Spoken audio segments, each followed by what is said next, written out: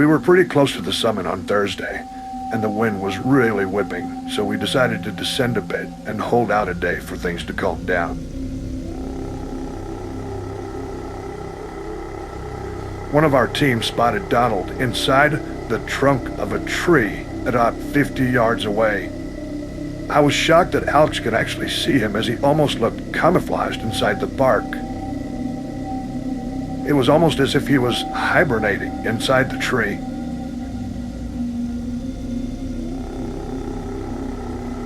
As we got close to him, we were overwhelmed by the smell. It was like a toxic mixture of ammonia and feces. He was naked and absolutely filthy, wedged inside the trunk of this massive oak. He didn't really look human, and he couldn't speak. It was like he was in a fugue state, coming in and out of consciousness. His head and body seemed deformed, like his bones had become misshapen, and it looked like his skin had developed a layer of, it was like a fleshy bark. We called rescue immediately, and if I'm being honest, most of the team was too afraid to really interact with him at all. Me and Alex helped dislodge him from the tree and wrapped him in a blanket. When we moved any part of his body, these chunky pieces of flesh would fall off and reveal his muscles and tendons underneath. I couldn't really believe this guy was still alive. He was terrifying to look at, and God, that smell. We all kept at a distance and just waited for the helicopter.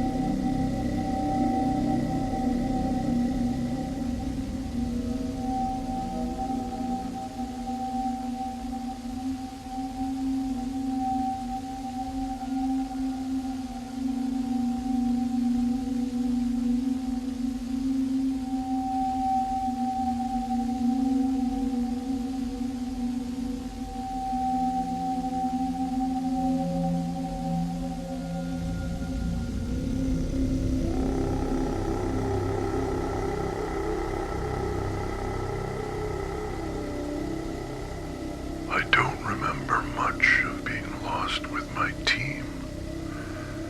We tried to comprehend what was happening to us, but it became impossible to remain lucid within the nightmare that had become our lives in the mountain.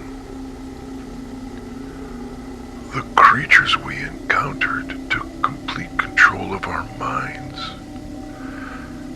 We were kept in small, hive-like pods made of a material I couldn't identify.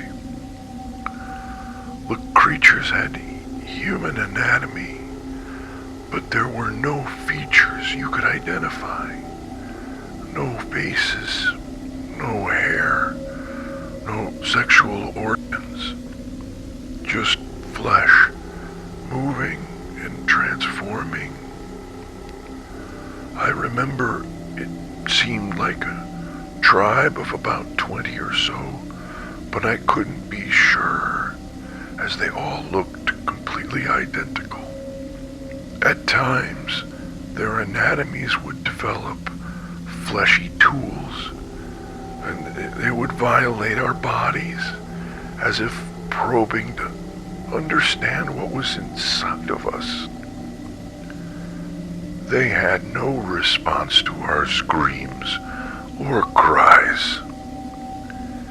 We were simply an experiment to them. And when they violated several men, to the point in which they perished, the creatures would move on to the next man.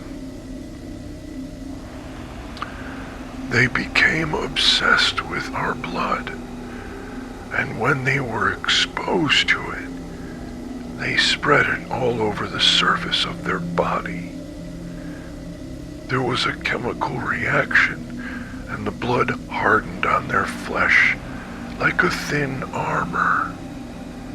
After days, it would dissolve away, and they would return to us for more.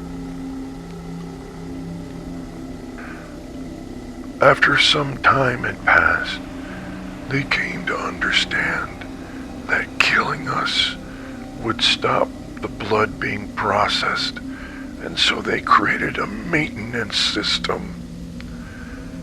The last 5 of us were kept alive to simply manufacture blood. They fed us animals that they harvested in the caves, as well as creatures that appeared to be a rival species of theirs. It had the same flesh bodies without features, but they were smaller and without heads.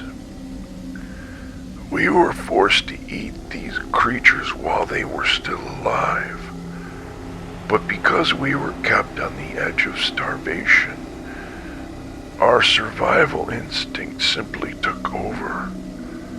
We would beat them on the floor like carpets until they stopped moving.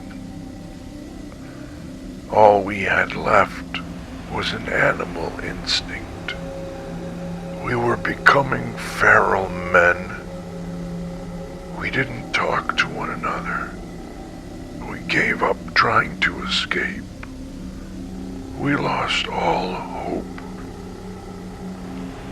2 of our last 5 men simply gave up and perished. How much I coveted that sweet relief. I tell you, and heed what I say. There is a hell on earth, and it lives